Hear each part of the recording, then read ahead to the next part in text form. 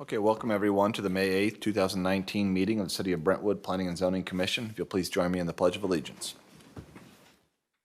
Pledge of Allegiance to the flag of the United States of America and to the republic for which it stands, one nation, under God, indivisible, with justice for all. Roll call, please. Michael Daming, Here. Mark Fafaza, Here. John Nuremberg is here, John Ritter, Here. Lisa Sherling, Here. Tom Chifley. Here. We have a quorum, Mr. Chairman. Thank you, Mr. Nuremberger. Are there any objections to approval by acclamation of the April 10th, 2019 meeting minutes? Seeing none, they'll be approved by acclamation. No matters under old business this evening. We have two matters under new business. The first one is case 1911, amendment of conditional use permit and site development plan for Brentwood Promenade to permit a bank for property at 5 Brentwood Promenade Court. Is the applicant here this evening? Okay, will you please step forward, sir, and introduce yourself and your application? Hi, my name is Joseph Howley. I'm with Core States Group. On behalf of JP Morgan Chase Bank, we would like to help facilitate a lease of the former mattress firm building at, I believe the address is 5 Brentwood Promenade Court. We understand that there's a planned unit development that has the building listed as an office space, which does not support a bank usage. So we are applying for amendment of that ordinance to allow a bank at that location. We also, at the same time, are asking for a conditional use permit to permit an ATM, which we'd like to add to the north side of the building. That would involve changing the parking lot just a little bit. We would have then one-way traffic on the north side of the building, where currently there's a two-way drive aisle on that side of the building. And the traffic then would be modified so it would only flow to the west.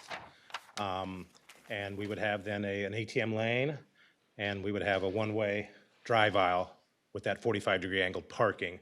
It results in, just because of the reconfiguration of the parking spaces, it results in a loss of 2 parking spots to that overall area there.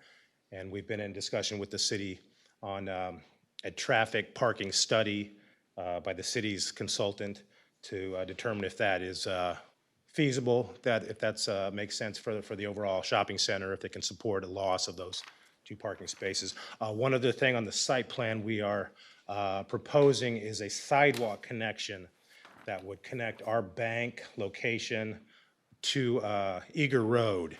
It would be located on the west side of what is called Brentwood Court, I believe, Brentwood Promenade Court, the entrance off of Eager Road, that is to the east of directly east of our building. I think that's about all. I want to add a little thing, is that our client is looking to occupy about 3/4 of that building, which would leave a little over 1,000 square feet that could go to a different tenant or could be used for future office use for the bank itself. The application was made to change the ordinance to strictly bank, but Lisa actually had suggested earlier to do a dual usage bank office. And thinking through it, I think that might be a better thing to do to give some flexibility to that leftover space there. So, but we are looking to split that to 2 tenants in that building. Again, it could be Chase would take it over at some point with some additional office use. And I'm not sure if they would actually look at a separate tenant, but I think that dual bank office would give them some flexibility with that. The drive-up ATM has a small canopy over it. It's a small cantilevered canopy. I know that's an issue that the fire department is interested in the circulation around the building. We have, since we submitted this site plan, we have amended it just today actually, and didn't get any copies here, but to show a fire truck is able to still traverse around the north side of the building. We really haven't changed any hardscape that seems like it's going to impinge on fire truck access around there. So, and we're just now going to be following up in the near future with the traffic analysis by the city's consultant. in a nutshell, that's kind of the site issue. We do have an architectural finish that we're going to do to the building. If there's any question about that, we have the architect here as well, so. Okay. And you said you've amended your site plan since submittal to the city? We've added, per Lisa's request, to route a fire truck through there, showing the path and the overhang of the vehicle as it drives through the site. I gave her one large copy. I have 11 by 17 if you'd like me to give you a Is that copy. the only revision? Yeah, that's the only revision. Correct. Okay, yeah, why don't we just pass it around to the commission, Yeah. if you don't Well, mind? the other revision is, I think we highlighted the canopy for the ATM just a little thicker and put a dash line for it, and the note, I think it's keynote A, makes reference to that canopy. It wasn't so clear that the ATM station had a canopy, but it does. Okay. Ms. Kirkemeyer, staff report? I don't know if I have much to add to that. That was pretty comprehensive. Other than the fact when we did talk with Lee Cannon with CBB initially, the work order has been drawn up. We're just getting to the process of getting it signed and returning it to CBB. But Lee's initial comments about the project was that Brentwood Promenade is really, it's over 25 acres in size for the whole development. But this, again, I know everybody's familiar with the location, but it's a slightly under 2-acre parcel that's on the north side of the first entrance road coming in, which really only involves the 5,000 square foot building that Mr. Halley is speaking of with Chase Bank and another future tenant, and then also where the existing UMB bank is. So Lee felt that really only the study needed to encompass just the 1.8 acres on the north side. So it's really cut down kind of on the parking and the traffic study. And that really is just to do a plan review and make sure that with the changes with the addition of the ATM and also then converting some of the 90-degree angle spaces to 45-degree angle and making that one lane, that it would still function well, be operational, and especially in terms of relative to the bank and their drive-through. So that study is forthcoming. I don't think it should take too long to prepare, but fortunately we didn't have those comments back for tonight. And Mr. Halley's correct. I did, this detail that was laying by your chairs tonight, this includes the detail of the ATM, which we will put on the site plan, but that's checked out okay with the fire department. And then also, as he mentioned, and we've passed around just the 11 by 17 copy that shows the turning radius for all the fire apparatus. That, again, we didn't kind of really get clearance from Chief Curtin on it, but it's been sent to him. So that also we'd like to get confirmation on, but it appears to also work. So we just kind of need confirmation on some of these things. So the outstanding items are the traffic study and the fire department sign off. Correct. Anything else? Let me go through my list then. I did Okay. check a few things. There's only a few other, I think, slight modifications, and that included a relocation of the trash enclosure, but it looks like, again, it would still function well with the new location. It's just shifted slightly on the site plan. There's also a section of 36-foot or 36-inch vinyl fence that would also be kind of around the perimeter of the northeast corner of the parcel. Is there a particular reason for that vinyl fence section, or just? Please step forward to the microphone, sir. I'm the architect for the project, and I am assuming that that is in relation to the trash enclosure. This is actually on the elevated part of the parcel, closer to the intersection with Eager Road. Oh, up top. So, yeah. I'm not So we may want to get clarification why they think that section of fence would need to be there, if it's just an appearance thing or if it serves some purpose.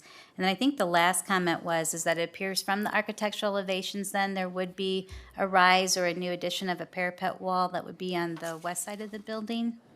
So that would, oh, go ahead. planning on adding a matching parapet to the other 3 elevations, and then using that to screen a platform for relocating the mechanical condensing units from the ground level on the north side of the building up to a platform on the roof, and then screening that behind the parapet. So it appears like that's going to be a nice addition. And then just also on signage, this particular development did have a comprehensive sign plan that was adopted back in 1997. And it works, and I think it will probably work for the Chase Bank project as well. But the bank, the 5,000 square foot building would be allowed to have 2 wall signs, and the size of those wall signs to be not greater than 6% of the face of the building on which the sign would be mounted, but in no event greater than 450 square feet, but it wouldn't be that excessive given the area of the building. I think that's it, so. Thank you, Ms. Kirkemeyer. Questions from commissioners? Mr. Nuremberger? I just, regarding splitting the tenants, if you have a second tenant, are you gonna want a separate sign for the other tenant? And how would that work? I guess that would be a question I want to have. Sign? Sign for, if you're gonna split the space, somebody's gonna want another sign somewhere down the road or whatever, so how would you? Well, if we have a limit of 2 signs on the building, and if that's not something that there could be an additional sign, that's just going to have to be a limitation on the space, I assume, where the tenant will just have to know going in that they won't be able to have a sign. Because I'm sure the bank is gonna want as much signage as they possibly can get or whatever. Probably try to take the allowance that's available for the entire building at the outset, unless they want to reserve, but we can't have more than 2 signs anyway, so. Yeah, just, I would understand. just Thank you. Yeah, that's a good keep point. it in mind or whatever, when you're trying to lease a space, Right, people want right, signage or whatever. Yeah, That's and it. I think that the idea is that this would be most likely occupied by the bank fully in the eventuality that the whole building's being used. But there is a possibility, it's not a big space, it would only be about 1,000 square feet left over, but no, that's a good issue. The other question I had, it probably is more directed at you, Lisa. It would be the comp plan. I know that we talk about banks and not wanting more banks move in. I don't know if we can stop that from happening, but is there anything that was addressed in that would be relevant? I think again, we definitely talked about what uses we desired to see, especially in that one section that the consultants wrote about what we envisioned walking through Brentwood, what it would look like. And I remember there, certainly were remarks said with that. But as it comes down to it in terms of the implementation of the comp plan, I don't recall anything in the back, because like you said, it's pretty hard to regulate. It's going to be market-driven. Not that they can get to a bank or whatever. It's like, I know I've heard people comment, we don't need another bank in Brentwood. There's plenty of banks or whatever, but like I said, when you're trying to do something with the property, it's hard to regulate that. So that's all. Other questions from commissioners? Understanding that we have need of a traffic study and the sign-off of the fire department, along with some other clarifications. Okay, is there anyone in the audience that would like to address the commission on this application? Seeing no one in the audience. Are there any objections to a motion to refer this to subcommittee? I'd like to motion to refer this to subcommittee for review of the traffic study as well as the sign-off by the fire department, and any other information we have at the time. Second. All right, motion by Mr. Nelson, second by Mr. Shipley and by Mr. Ritter. Any objection to a motion for referral to subcommittee? All in favor? Aye. Any opposed? All right, seeing none, the matter will be referred to subcommittee. What's the date? Well, let's talk about that. We do have May 29th on the calendar. I cannot make May 29th this year, or this month. Is there any objection to, can we do this on May the 22nd? Is that available in the city?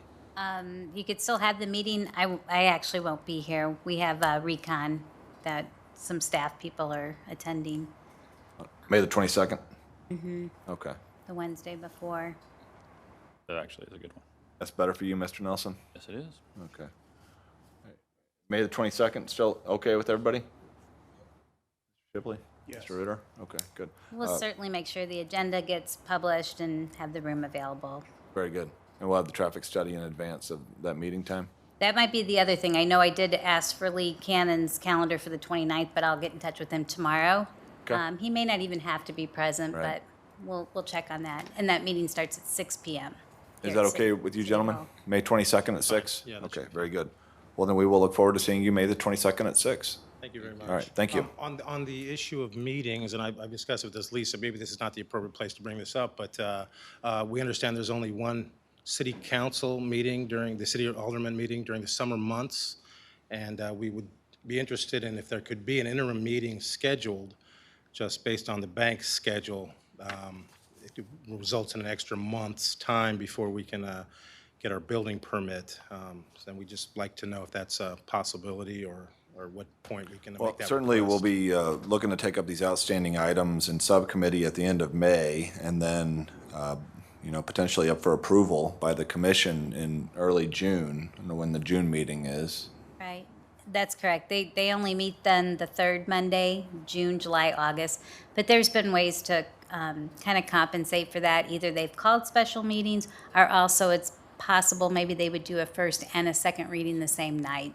So we'll Can ask try for to, that too. we'll try to accommodate. So we'll see So what to we the can do. extent that the subcommittee has everything that they need at the end of this month, they could potentially also make as part of the recommendation that the full commission, the full Board of Aldermen take up the first and second readings in the meeting in June. If that's of particular need to you, and we would need to know the basis for Interest that to particular the need. bank that, based on their schedule, just seeing it, 5 public meetings or 5 city meetings, that those last 2 stretching out over a couple months, that, Okay, just be ready to articulate the reason for your need for first and second reading in one meeting at the subcommittee meeting. we can do that. Okay, thank you, gentlemen. Okay, And thank you so most much. of it would be also to be able to get the building open in